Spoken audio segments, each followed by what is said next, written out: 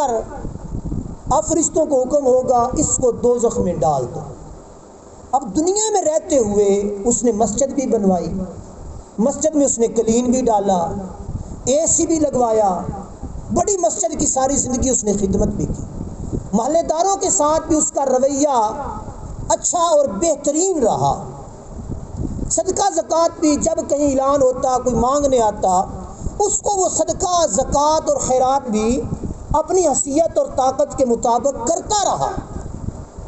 اب سوچنے کی بات یہ ہے کہ ساری زندگی وہ صدقہ زکوٰۃ خیرات کرتا رہا، رب تبارک و تعالیٰ قیامت کے دن اس کو جنت کی بجائے دوزخ میں بھیج رہا ہے۔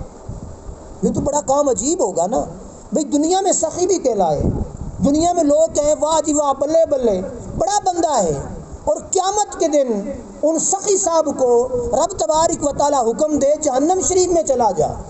یہ بڑی دردناک بات نہیں ہوگی دیکھنے والوں کے لیے، سننے والوں کے لیے؟ یہ اس انسان کے اندر فطور نہیں ہوگا؟